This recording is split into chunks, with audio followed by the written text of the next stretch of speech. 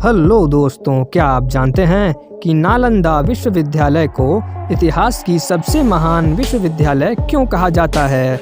इस बारे में जानने के लिए बने रहिए हमारे साथ इस वीडियो में आखिर तक। लेकिन उससे पहले अगर आप भारत में रहते हैं और आप भी भारत से प्यार करते हैं तो वीडियो को लाइक और चैनल को सब्सक्राइब ज़रूर करें, क्योंकि हम आपके लिए ऐसी ही नॉलेजेबल वीडियो लेकर आते रहते हैं। बिहार के नालंदा जिले में बना नालंदा विश्वविद्यालय दुनिया का सबसे प्राचीन विश्वविद्यालय है। 450 ईस्वी में इसकी स्थापना हुई थी। उस जमाने में यहाँ विभिन्न देशों के 10,000 से अधिक विद्यार्थी निवास और अध्ययन करते थे। 12वीं शताब्दी में बख्तियार खलजी ने इसे तहस नहस कर दिया था। नालंदा विश्वविद्यालय की स्थापना गुप्त वंश के शासक कुमार गुप्त ने की थी। स्थापना के बाद इसे सभी शासक वंशों का समर्थन भी मिलता गया। महान शासक हर्षवर्धन ने भी इस विश्वविद्यालय के लिए दान दिया।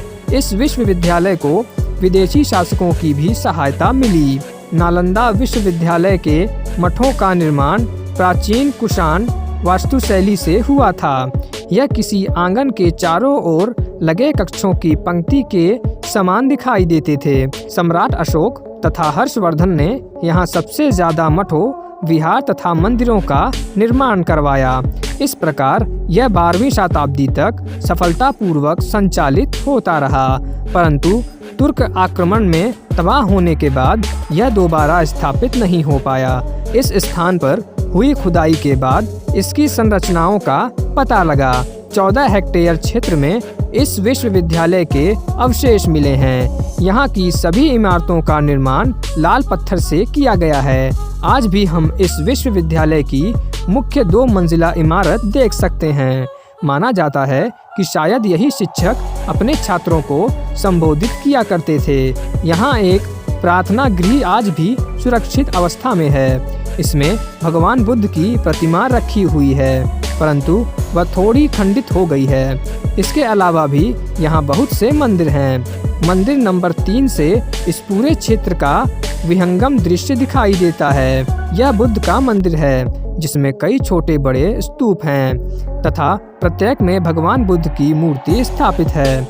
अध्ययन का प्रमुख केंद्र ऐसा माना जाता है कि महात्मा बुद्ध कई बार यहाँ आए तथा प्रत्येक में भगवान बुद्ध की मूर्ति स्थापित है।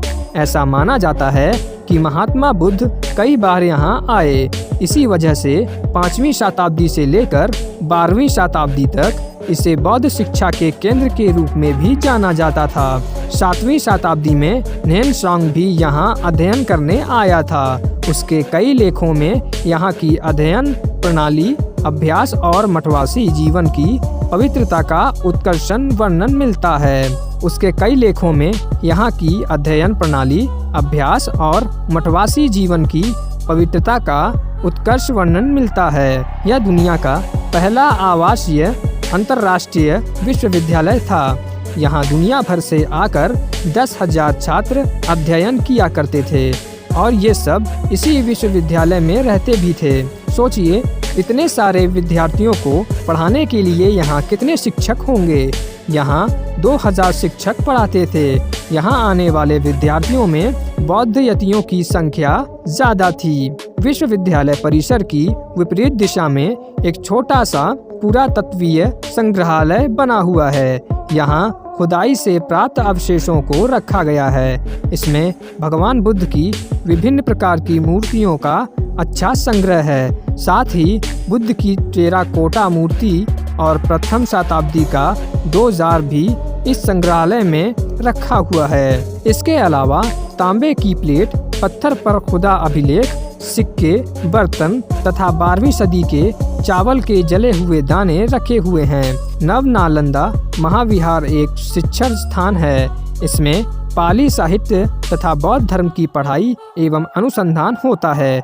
यह एक नया संस्थान है। इसमें दूसरे देश के छात्र भी अध्ययन करने आते हैं। यह भी एक नवनिर्मित भवन है। यह भवन चीन के महान तीर्थयात्री न्हेन की याद में बनवाया गया है।